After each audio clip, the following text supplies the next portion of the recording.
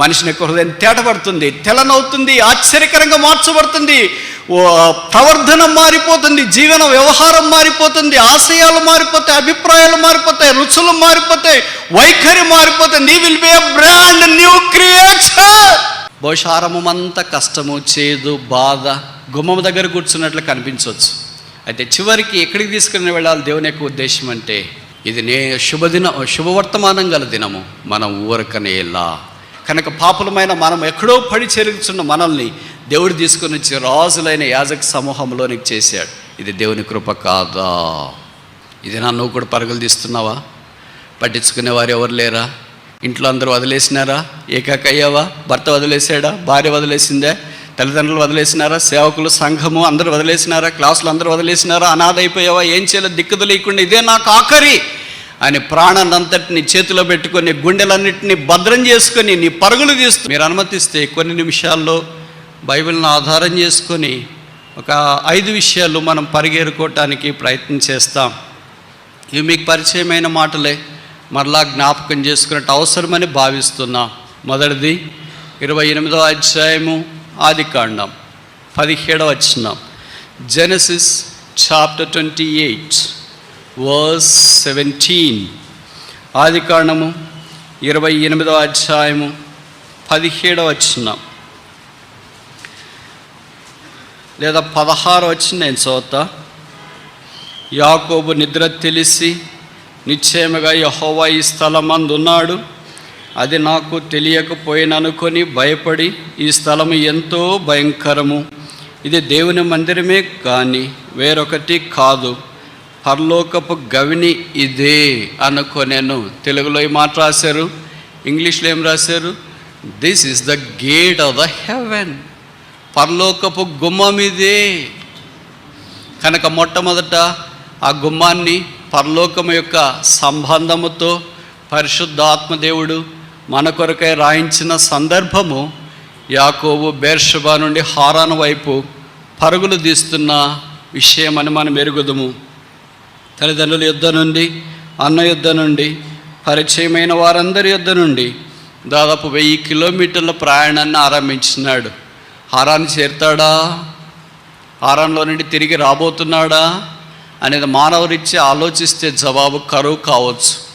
కానీ దేవుని దృక్పథములో దేవుడైన మరలా తీసుకుని రావాలని కోరాడు.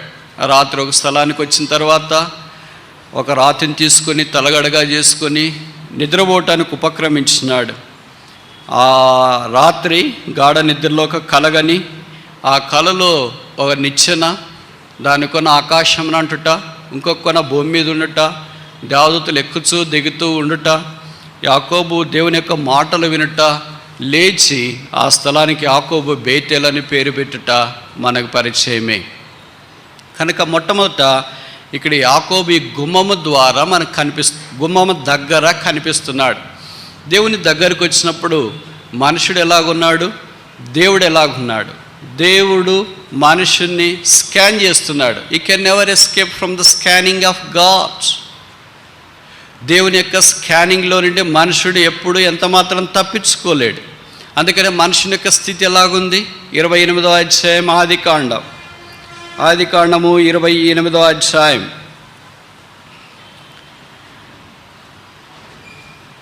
13వ వచనం, వర్స్ 13.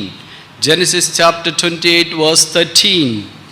మరియు యెహోవా దానికి పైగా నిలిచి, నేను నీ తండ్రి అయిన అబ్రహాము దేవుడను, ఇస్సాకు దేవుడైన యెహోవాను, నీవు పండుకొని ఉన్న ఈ భూమిని నీకును నీ సంతానమునకును ఇచ్చేదును. మనుషుడు భూమి మీద ఎలాగున్నాడు? పండుకొని ఉన్నాడు. అంటే అర్థమేంటి?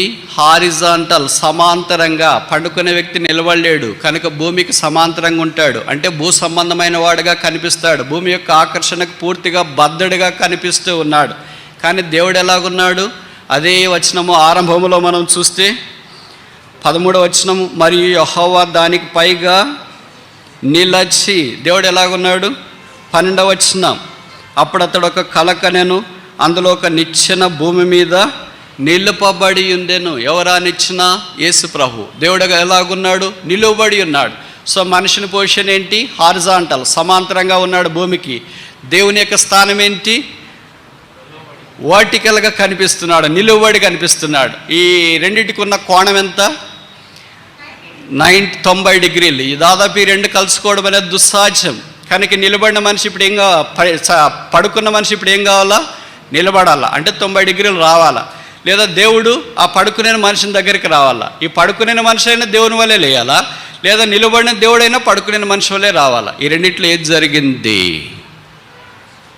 అదే బైబిల్ సారాంశం, అదే పరలోకపు గవిని యొక్క సంగతి.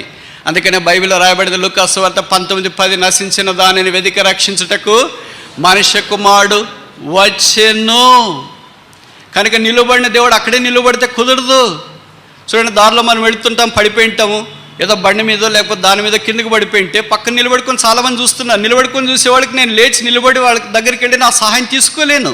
ఏ వ్యక్తి అయితే నిలబడి చూస్తున్నాడో ఆ వ్యక్తి ఖచ్చితంగా నేను పడిపోయిన దగ్గరికి వచ్చి నన్ను పడిపోయిన స్థితిలో నుండి లేవనెత్తాలి. అందుకే ఎఫెసీ 2:1-2లో చెప్పబడింది, పాపముల చేతను అపరాధముల చేతను పడి ఉన్న మానవ జాతిని విశేషంగా దేవుడు ప్రేమించి మానవాకారాన్ని భూమి మీదకి దిగిరవటానికి సంకల్పించినాడు.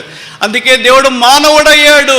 పరిశుద్ధుడైన దేవుడు పాపముగా చేయబట్టానికి ఇష్టపడ్డాడు. ఆకాశ మహాకాశాల్లో పట్టుజాలని దేవుడు అమరత్వం కలిగి నిత్యము సదాకాలం అద్వితీయ దేవుడైండి, శ్రీమంతుడు, ఆది సంభూతుడు, సకల యుగములకు రాజు అయిన లోక రక్షకుడు పాపలమైన మనల్ని ప్రేమించి ఈ పాపలోకములోనికి కన్య జానడి గర్భాన ఒక మాంసపు ముద్దగా ఈ భూమి మీదకి దిగి రావటానికి ఇష్టపడ్డాడు. దైవమా, ఇది ఏమి ప్రేమ!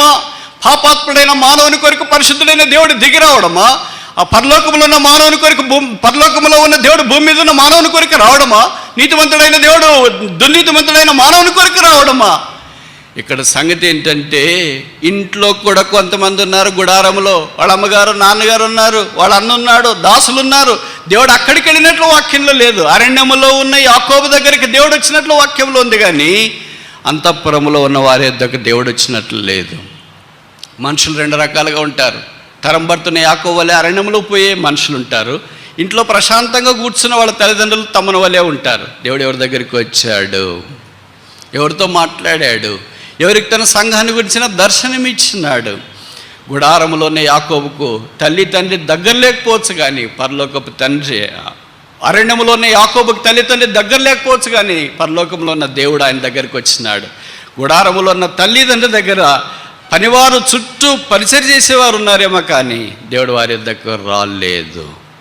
దైవమా, ఇది ఏమి తేడా! ఇది నా నువ్వు కూడా పరుగులు తీస్తున్నావా? పట్టించుకునేవారు ఎవరు లేరా? ఇంట్లో అందరూ వదిలేసినారా? ఏకాక అయ్యావా? భర్త వదిలేసాడా? భార్య వదిలేసిందే? తల్లిదండ్రులు వదిలేసినారా? సేవకులు, సంఘము అందరూ వదిలేసినారా? క్లాసులు అందరూ వదిలేసినారా? అనాథ అయిపోయావా? ఏం చేయలేదు, దిక్కుదు లేకుండా ఇదే నాకు ఆఖరి అని ప్రాణాన్నంతటిని చేతిలో పెట్టుకొని గుండెలన్నింటినీ భద్రం చేసుకొని నీ పరుగులు తీస్తూ బేర్షెబ వైపు నుండి హారాను వైపు పరిగెత్తుతూ ఉంటే మనల్ని ఆటంకపరిచి మన జీవితాన్ని మార్చడానికి ఒక వ్యక్తి ఉన్నాడు. ఆయన నిచ్చెన. అది ఆ భూమి మీద నుండి ఆకాశానికి వేయబడింది. ఆ నిచ్చెన దాటిపోలేం. ఎంత పొడి ఉంటుంది నిచ్చెన? ఎన్ని మెట్లు ఉంటాయి నిచ్చెనకు? 1, 2, 3, 4, 5, 6, 7, 8, 9, 10 ఎన్న. అదే యేసుక్రీస్తు ప్రభు. ఆ యేసుక్రీస్తు ప్రభు యాకోబుని ఇప్పుడు దర్శించినాడు. యాకోబు దేవుని చూచిన వెంటనే this is the gate of heaven, పరలోకపు గవినిదే. ఎవరు పరలోకం? పరలోకం అనే ఒక ప్లేస్ కాదు, ఇట్ ఈస్ ద పర్సన్. ఒక వ్యక్తి. యేసుప్రభు ఎక్కడుంటే అక్కడే పరలోకం. యేసుప్రభు లేడనుకో పరలోకం ఇంకెందుకు? కనుక యేసుక్రీస్తు ప్రభువారు ఎక్కడ కనిపిస్తున్నాడో అక్కడే పరలోకం. దేవుడు ఎక్కడున్నాడో అక్కడే పరలోకం. దేవుడు ఇక్కడున్నాడు. అందుకే యాకోబు దీనికి ద గేట్ ఆఫ్ హెవెన్, పరలోకపు గుమ్మం. రక్షణ పొందిన ప్రతి విశ్వాసిని బట్టి ప్రభుకు స్తోత్రాలు. స్థానిక సంఘంగా చేరి వచ్చిన ప్రతి విశ్వాసిని బట్టి ప్రభుకు స్తోత్రాలు. వారు దేవుని గుమ్మములోనికి వచ్చినారు, యెహోవా గుమ్మములోనికి వచ్చినారు, పరలోకపు గవిన్లోనికి వచ్చినారు. దీనికి ఒక పేరు పెడదామా? The gate of the heaven, పరలోకపు గుమ్మం. దేవుని వాక్యం వింటున్న నీవు ఈ పరలోకపు గుమ్మం దగ్గరికి వచ్చినావా? నేను ఈ మాటలు చెప్తున్నా మీరు అనొచ్చు, ఈ హైటెక్ కాలంలో ఇంకా పరలోకం నరకం ఏంటండి? ఈ హైటెక్ కాలంలో ఇంకా జీవితం మరణాన్ని గురించి మాట్లాడేంటండి? ఈ హైటెక్ కాలంలో చనిపోయిన తర్వాత ఇంకా జీవితాన్ని గురించి మాట్లాడడం ఏంటండి? ఇలాగ విడ్డూరంగా రకరకాలుగా మాట్లాడుతుండవచ్చు. బైబిల్లో రాయబడింది, మనుషులు ఒక్కసారి మృతి పొందవాలని నియమించబడి ఉన్నది, అటు తర్వాత తీర్పు జరుగును. బైబిల్ వాస్తవం. బైబిల్ సత్యం. దీంట్లో ఒక మాట, ఒక అక్షరం, ఒక సున్నా ఏది పొల్లు పోజాలదు, పోబోదు. అందుకే మత్తయి 4:4 చెప్పబడిన మనుషుల రొట్టె వల్ల మాత్రమే కాక దేవుని నోటి నుండి వచ్చి ప్రతి మాట వలన జీవించును. ఈ రక్షకుడైన యేసు ప్రభువుని స్వీకరించి జీవితాన్ని యేసు ప్రభు వారికి అప్పగిస్తే ఆయన నిన్ను పరలోకంగా చేస్తాడు. కొంతమంది జీవితాలు, కొంతమంది ఇళ్ళు, కొంతమంది స్థలాలు ఎలాగుంటాయంటే it's not the gate of heaven but it's gate of hell. అది పరలోకపు గుమ్మముగా ఉండదు, నరకముగా ఉంటుంది. అది వాళ్ళ నోట్లో నుండే వాళ్ళు చెప్తారు, ఈ నరకము నుండి ఎప్పుడు బయటపడతాం బ్రదర్? ఏ నరకం? భర్తనే నరకమా, భార్య అనే నరకమా, పిల్లలనే నరకమా, మీరు చేరి వస్తున్న స్థానిక సహవాసం అనే నరకమే? ఏ నరకం? What is that hell you are thinking? Because there is no Christ. Where there is no Christ it is nothing but all. యేసు లేనిది నరకం తప్ప ఇంకేముంటుంది? ఇది యెహోవా గుమ్మము. ఈ గుమ్మానికి దూరంగా ఉంటే, ఈ యేసుకు దూరంగా ఉంటే, ఈ రక్షకునికి దూరంగా ఉంటే ఈ రక్షకుడు ప్రత్యక్షమవుతున్నాడు. ఈ రాత్రి యాకోబునకు ప్రత్యక్షమయ్యాడు. చీకట్లో నువ్వు కూడా ఆత్మీయమైన చీకట్లో ఉన్నావు, మెటీరియల్లో తోసదేమో, అక్కడే ఉన్నావు. నన్ను ఎవరు చూసుకుంటారు? బైబిల్ ఇలాంటివి చాలా రాశారు బ్రదర్, కానీ వాస్తవ జీవితానికి వచ్చేటప్పటికి అవి వేరైతే బ్రదర్ అని కొంతమంది లాజికల్గా మాట్లాడే వాళ్ళు ఇక్కడ ఉన్నారు. ఇవి బైబిల్లో రాసిన స్టోరీలు, కథలు కాదు, ఇవి వాస్తవ జీవితాలు. Jacob was a real person. Is not a fantasy, is not a illusion, is not a characterised character, but is a true real person. ఆయన నిజంగా వాస్తవమైన వ్యక్తి. ఎలాగ మీరు చెప్తారు నిజంగా వాస్తవమైన వ్యక్తిని? ఇది నా మీరు బైబిల్ గ్లోబ్ ప్రపంచపటం చూడండి. ఇజ్రాయెల్ అనే దేశం ఉందా? ఆ దేశం ఉందంటే అర్థం ఏంటి? ఆ దేశానికి ఒక చరిత్ర ఉంది కదా. ఆ చరిత్రకు మూల పురుషుడు ఎవరు? యాకోబు అన్న సంగతి మనకు పరిచయం. రెండోది చూస్తామా? రూతు గ్రంథం 4వ అధ్యాయం, book of Ruth chapter 4 verse 1. Ruth 4:1. బోయేజు పురద్వారమునొద్దకు పోయి అక్కడ కూర్చుండగా, చాలండి, ద్వారము అని ఇక్కడ వాడబడింది. ఆది కాండంలో గవిని అని వాడబడింది. 2 చోట్ల ఇంగ్లీష్లో వాడబడిన పదం ఏంటి? Gate. Gate of the city. బహుశా ఇక్కడ బోయేజు చాలా పెద్ద ధనవంతుడు. బహుశా ఆ ఊర్లో పెద్దల్లో ఒక పెద్ద అయిండొచ్చు, లేదా ప్రముఖమైన వ్యక్తి అయిండొచ్చు. మనకు తెలుసు రూతు యొక్క చరిత్ర. మోయాబు దేశంలో నుండి వైధవ్యంతో యూదా దేశ బెత్లెహేంలోనికి అడుగుపెట్టింది. ఉండటానికి సరైన ఇల్లు లేదు, తినడానికి సరైన భోజనం లేదు, కట్టుకోవటానికి సరైన బట్టలు లేవు. నాకు తెలుసు రూత్ అంత దీనస్థితిలో ఉన్న సిస్టర్స్ ఇక్కడ ఎవరు లేరంటే తప్పు కాదేమో. She was brought from rags to the riches. పాకమేడల్ లాంటి జీవితం, చినిగిపోయిన జీవితంలో నుండి సింహాసనం యొక్క జీవితంలోనికి తీసుకురాబడింది. God can turn the life of your rags into the life of your riches.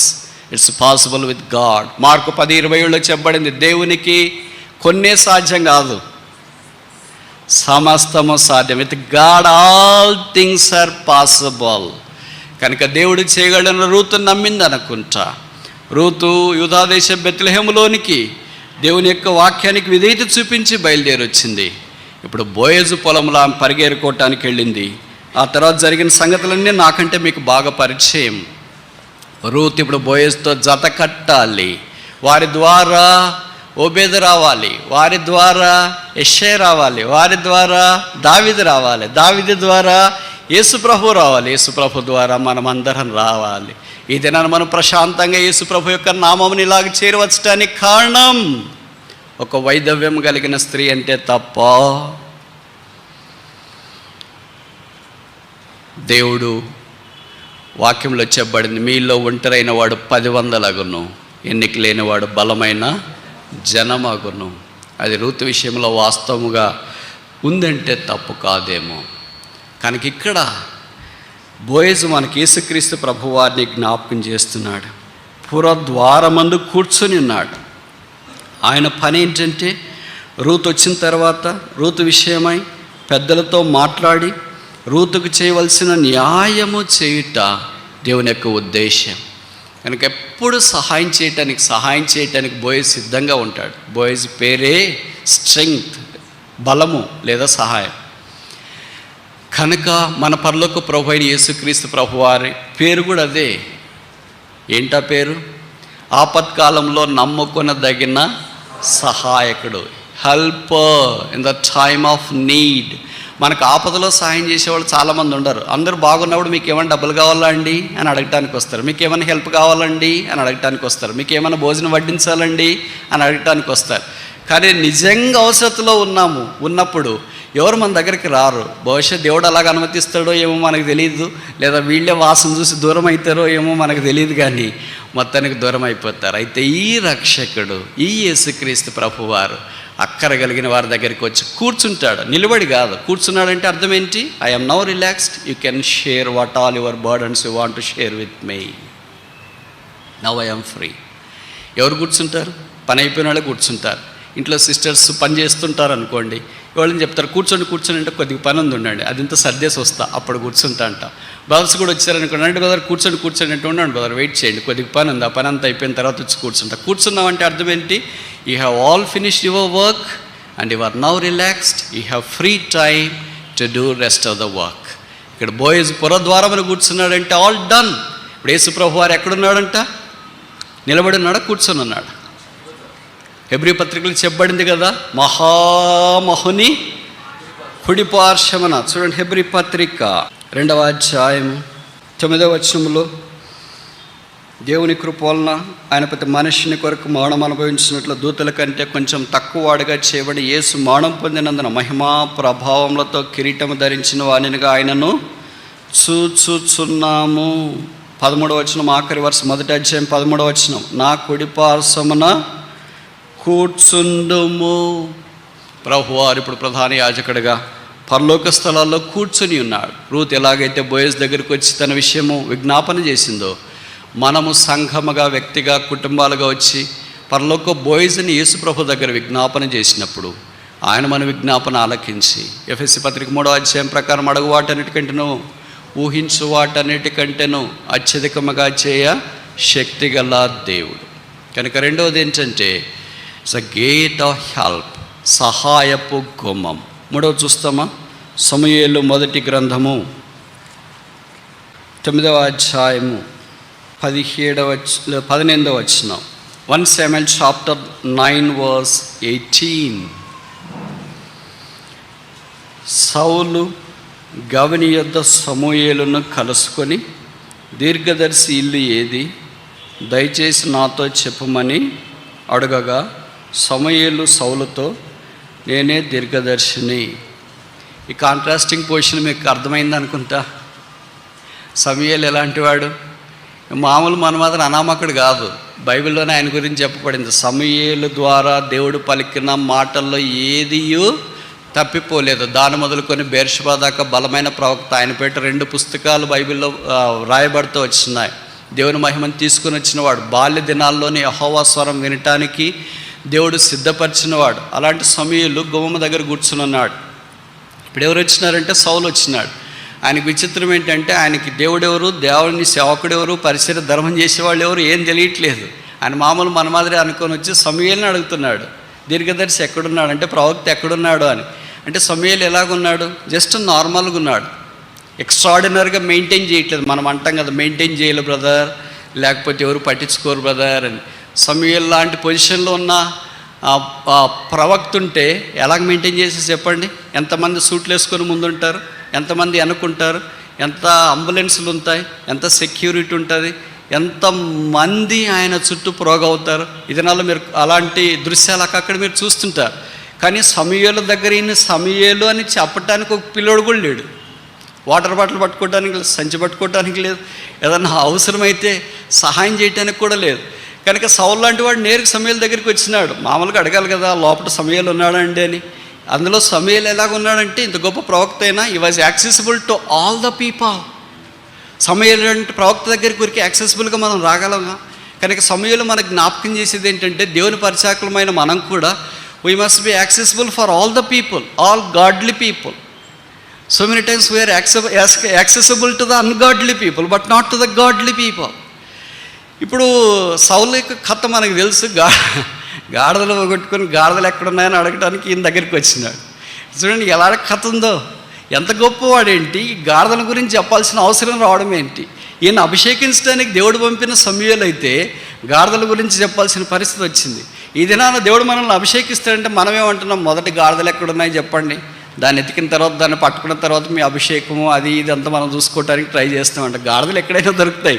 గాడిదలు కాదు కదా కావాల్సింది, అభిషేకం కదా చాలా ప్రాముఖ్యమైనది.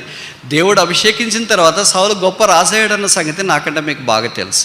కనుక ఇలాంటి ఆధ్యాత్మిక చింతన, ఆధ్యాత్మిక దైవత్వం మనలో కొరవట చాలా విషాదకరమైన సంగతి. సమూయేలు కనిపించిన వెంటనే సౌలు ఎంత బాగా మాట్లాడవచ్చు, ఎంత ఆత్మీయ సంగతులు మాట్లాడవచ్చు, కానీ ఆయనకు కావాల్సింది ఏంటంటే గాడిదలు దొరుకుతాయా లేదా,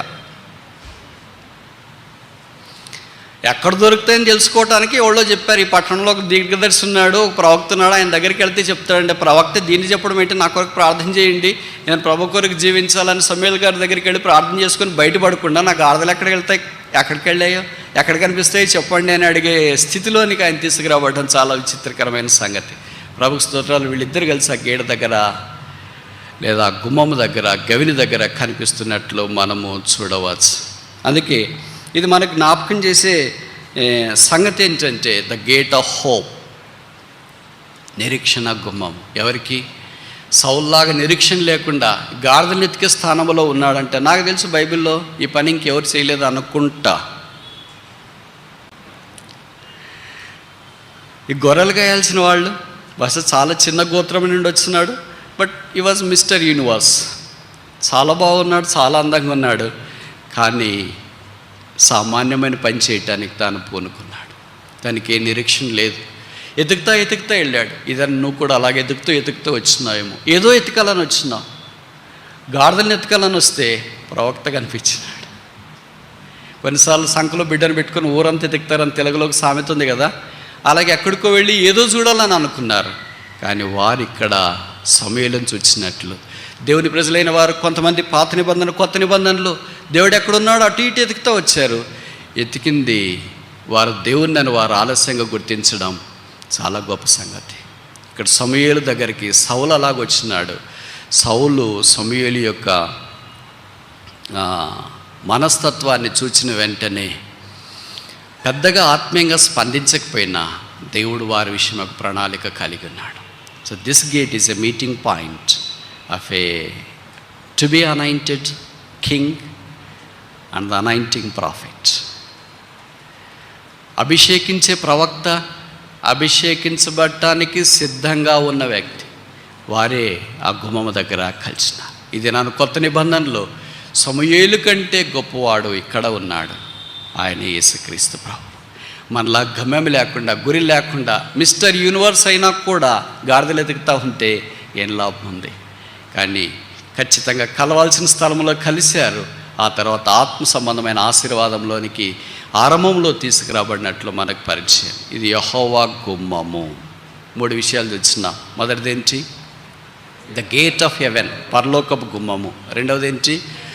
ద గేట్ ఆఫ్ హెల్ప్, సహాయపు గుమ్మము. మూడవది ఏంటి? ద గేట్ ఆఫ్ హోప్, నిరీక్షణ గుమ్మము. 4వది చూస్తామా? రాజుల 2వ గ్రంథం 7వ అధ్యాయం, 2 Kings chapter 7 verse 3. రాజుల 2వ గ్రంథం 7వ అధ్యాయం 3వ వచనం. అప్పుడు పట్టణపు గుమ్మమునొద్ద 4 కుష్ఠరోగులుండగా వారొకరినొకరు చూచి, గుమ్మమునొద్ద, గేట్ ఆఫ్ ద సిటీ, ఎవరున్నారు గుమ్మము దగ్గర? మొదటైతే యాకోబు కనిపిస్తున్నాడు, చాలా బాగుంది. రెండవదైతే బోయజ్ కనిపిస్తున్నాడు, ఇంకా బాగుంది. మూడవదైతే సమూయేలు కనిపిస్తున్నాడు, ఇంకా బాగుంది. అంతదాకా చాలా అట్రాక్టివ్గా ఉంది. ఇక్కడికి వచ్చిన తర్వాత అగ్లీ సీన్ కనిపిస్తుంది, అందవిహీనమైనది. 4 కుష్ఠరోగులు ఇక్కడ కనిపిస్తున్నారు. కుష్ఠరోగము అనేది పాత నిబంధనలో ఇది పెద్ద రోగంగా పరిగణించేవారు. అంటే దానికి విరుగుడు లేదు, అది బాగు. దాని గురించి దేవుని యొక్క వాక్యంలో కొన్ని అధ్యాయాలు రాశారు.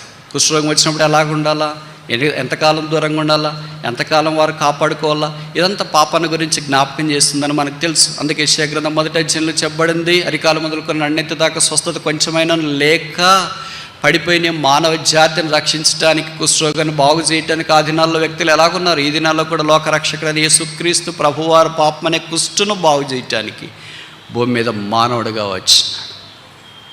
సరే, ఇప్పుడు నేను ఒక మాట అడగొచ్చా? ఇంతసేపు నేనే చెప్పాను కనుక, బైబిల్లో ఎన్ని సందర్భాల్లో కుష్ఠరోగులు కనిపిస్తున్నారు? రెండవ ప్రశ్న, బైబిల్లో మొదటి కుష్ఠరోగి ఎవరు? బైబిల్లో ఆఖరి కుష్ఠరోగి ఎవరు? బైబిల్లో పాత నిబంధనలో ఎన్ని సందర్భాల్లో కుష్ఠరోగులు కనిపిస్తున్నారు? కొత్త నిబంధనలో ఎన్ని సందర్భాల్లో కుష్ఠరోగులు కనిపిస్తున్నారు? ఐదో ప్రశ్న అడగను, బైబిల్లో మొదటి కుష్ఠరోగి ఎవరు? వెరీ గుడ్, చాలా బాగా చెప్పారు, కానీ తప్పు చెప్పారు. Thank you so much. బైబిల్లో మొదటి కుష్ఠరోగి నేను చెప్తే మీకు కష్టం అనిపిస్తుంది. మోషే. నిర్గమకాండం 3వ అధ్యాయంలో, ప్రభువా నేను ఆడిపోతా, అసలు నాకు ఈ మాటలు రావు కదా, నాలుగు సరిగలేదు కదా అని అంటే దేవుడు అద్భుతాలు ఆయన మధ్యలో చేయడానికి ఆరంభించినాడు. అప్పుడు అన్నాడు, నీ చేయి తీసుకొని నీ రొమ్మ దగ్గర పెట్టుకో అన్నాడు. ఒకసారి పెట్టుకున్నాడు. పెట్టుకునే వెంటనే ఏమైపోయింది? బయటికి తీ అన్నాడు. తీసిన వెంటనే మీరు ఊహిస్తారా? మోషే లాంటి ఉద్దండ పిండుడైన ఆత్మీయ విశ్వాస వీరుడు లాంటి వాడు బైబిల్లో మొదటి కుష్ఠరోగి అండి. నాలాంటి వాడు కుష్ఠరోగి అని మోషే అనుకుంటే, ఐగుప్తు విద్యలో సకల ప్రావీణ్యత కలిగిన వాడు, మిస్టర్ ఈజిప్ట్. మోషేని మించిన వారు ఆ వాక్యం లేరు. హెబ్రీ పత్రికలో చెప్పబడింది, మోషే దివ్య సుందరుడు. అసలు మనం సుందరంగా ఉంటేనే ఇంక భూమి మీద నడవము, 1 ఇంచు పైన నడుస్తుంటాం. అలాగ ఉండమనుకోండి, ఉంటే ఇక్కడ దాకా ఎందుకు వస్తాం? హాలీవుడ్, బాలీవుడ్, టాలీవుడ్ ఏదో ఒక గుడ్లో ఉండింటాము. దివ్య సుందరుడు, ఈ పేరు చాలా అరుదుగా వాడబడింది. బహుశా నాకు తెలిసి మోషేకి ఒకటే వాడబడింది అంటే తప్పు కాదేమో. కనుక అలాంటి వాడు కుష్ఠరోగి కావడం ఏంటి? చాలా స్ట్రేంజ్ కదా. దేవుడు కొన్నిసార్లు అలాగ తీసుకెళ్తాడు. నువ్వు పెద్దవాడు కాకమునుపు చిన్నవాడు కావాలా, అది కాకపోతే ఇట్స్ నాట్ గాడ్లీ వే. అందుకని ఒక్కసారి చేయి తీసిన వెంటనే కుష్ఠరోగం, ప్రభు షాక్.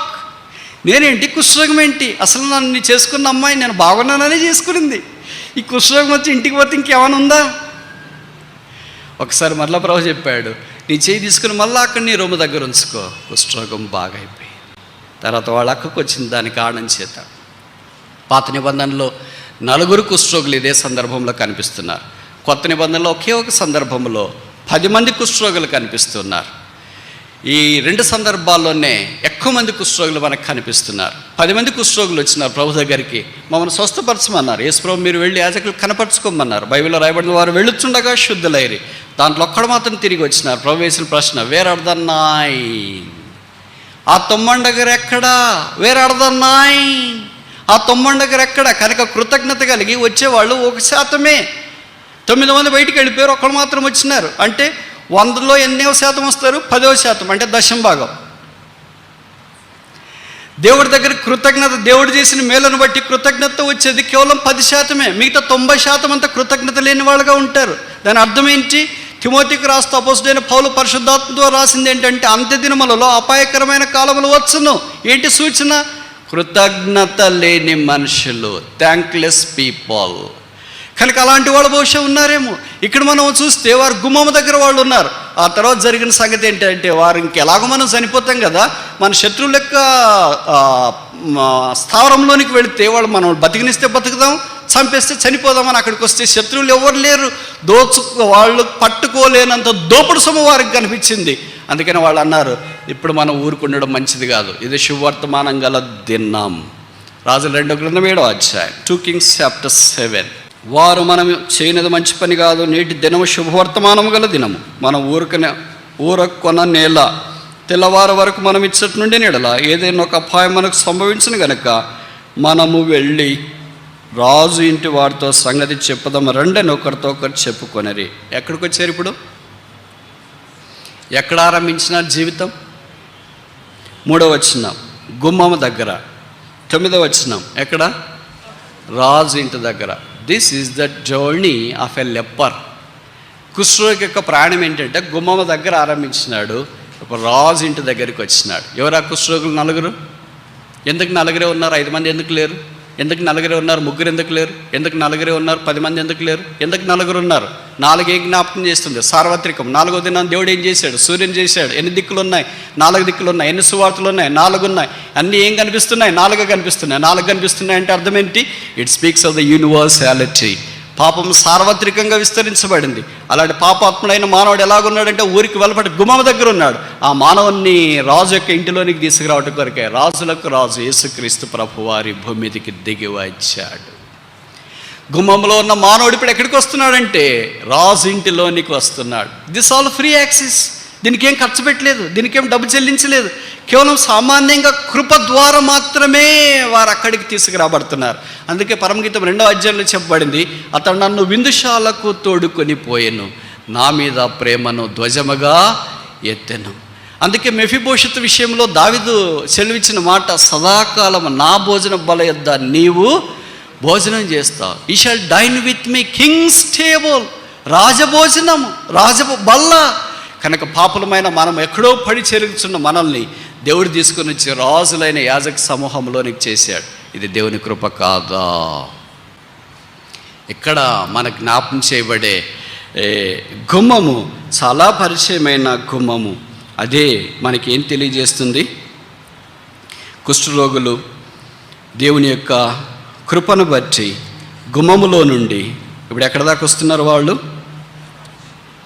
రాజు యొక్క ఇంటి దగ్గరికి వచ్చినట్లు ఈ వాక్యం ద్వారా మనకు జ్ఞాపకం చేయబడుతూ ఉంది. అందుకే దీనికి మనం ఒక పేరు పెడదామా? ద గేట్ ఆఫ్ హెరాల్డింగ్, ప్రకటించే గుమ్మము. ఇది శుభవర్తమానం గల దినము. మనం ఊరకనేలా మనం వెళ్ళి తెలియచెప్పుదాం రండి. సరే, 5వ దాకా చూసి ముగిస్తామా? ఎస్తేరు గ్రంథం 2వ అధ్యాయం 19వ వచనం. Book of Esther chapter 2 verse 19.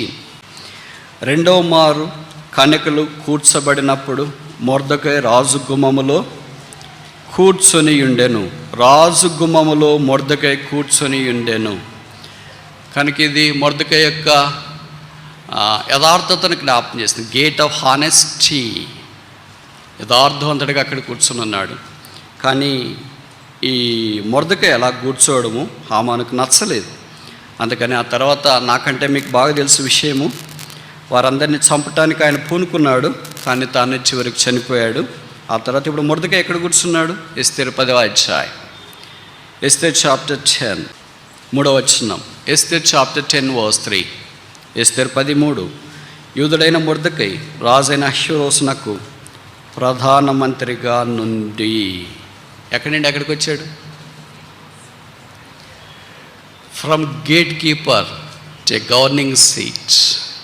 గుమ్మం దగ్గర కూర్చున్నవాడు ప్రధానమంత్రి స్థానంలోనికి వచ్చినాడు. ఎలిజిబిలిటీ ఏంటి? హానెస్టీ, నమ్మకత్వం, యథార్థంగా ఉండడం. కాని దేశంలో, ఇష్టం లేని వారి మధ్యలో, ప్రతికూలమైన వారి మధ్యలో తన యథార్థతను కాపాడుకోవటానికి మొర్దెకై ఇష్టపడ్డాడన్న సంగతి మనకు తెలుసు. మొర్దెకై అంటే బిట్టర్, చేదు అని అర్థం. మారా నుండే వచ్చింది మరియమ్మ అనేది, మొర్దెకై అనేది. ఇవన్నీ చేదు, వారి జీవితాలు చేదు. కానీ వారిలో నుండి బయటకు వచ్చింది పరిమళం. బహుశా ఆరంభమంతా కష్టము, చేదు, బాధ గుమ్మం దగ్గర కూర్చున్నట్లు కనిపించవచ్చు. అయితే చివరికి ఎక్కడికి తీసుకుని వెళ్ళాలి దేవుని యొక్క ఉద్దేశం అంటే, ప్రధానమంత్రి ఆ స్థానంలోనికి తీసుకుని వెళ్ళాలి. 4 కుష్ఠరోగుల వలె గుమ్మం దగ్గర ఆరంభంలో కూర్చుని ఉండొచ్చు, కానీ ఎక్కడికి తీసుకెళ్ళాలంటే రాజు ఇంటిలోనికి వెళ్ళాలని దేవుని ఉద్దేశం. యాకోబు వలె పరుగులు తీస్తూ ఉండొచ్చు, కానీ దేవుని ఉద్దేశం ఏంటంటే పరలోకపు గవిని యొద్దకు దేవుని ప్రజలైన వారిని తీసుకుని వెళ్ళాలని దేవుని ఉద్దేశం. ఇప్పుడు మన సంగతి ఏంటి? ఇది యెహోవా గుమ్మము. ఈ గుమ్మానికి ఉన్న 5 విషయాలు ఇప్పుడు మనం చూస్తూ వచ్చిన. మొదటిదేంటి? ద గేట్ ఆఫ్ హెవెన్, పరలోకపు గుమ్మము. రెండవదేంటి? ద గేట్ ఆఫ్ హెల్ప్, సహాయపు గుమ్మము. మూడవదేంటి? ద గేట్ ఆఫ్ హోప్, నిరీక్షణ గుమ్మము. నాలుగవదేంటి? ద గేట్ ఆఫ్ హెరాల్డింగ్, మనం వెళ్ళి ప్రకటన చేయడం రండి. ఐదవది ఆఖరిదేంటి? ద గేట్ ఆఫ్ హానెస్టీ, యథార్థత గుమ్మం. ముగించొప్పున ప్రశ్న ఏంటంటే, ఈ 5 గేట్ల దగ్గర మనం ఏ గేట్ దగ్గర ఉన్నామో? మొదటి గేట, రెండవ గేట, మూడవ గేట, నాలుగో గేట, 5వ గేట, అసలు గేట్లే లేవా దీనికి? Where are we now? యాకోబు వలె పరలోకపు గుమ్మం దగ్గర ఉన్నామా, లేదా బోయజు వలె సహాయపు గుమ్మం దగ్గర ఉన్నామా, లేదా సమూయేలు వలె నిరీక్షణ కలిగించే గుమ్మం దగ్గర ఉన్నామా? కుష్ఠరోగుల వల్లే వెళ్ళి మనము ప్రకటిస్తాం రండి, ఇది శుభవర్తమానం గల దినమని బయలుదేరే వారి గుంపులో ఉన్నామా? మొర్దెకై వలె హానెస్ట్గా, నమ్మకస్తుడిగా, దేవుని చిత్తం కొరకు జీవించడానికి ఇష్టపడి ప్రధానమంత్రి యొక్క స్థానంలోనికి వచ్చిన వ్యక్తులుగా మనం ఉన్నామా?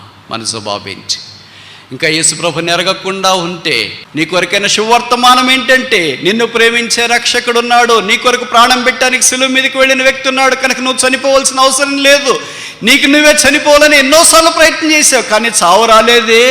నీకు నీవే పారిపోవాలని ఎన్నోసార్లు ప్రయత్నం చేసినావు కానీ పారిపోవటానికి ధైర్యం చాలేదే.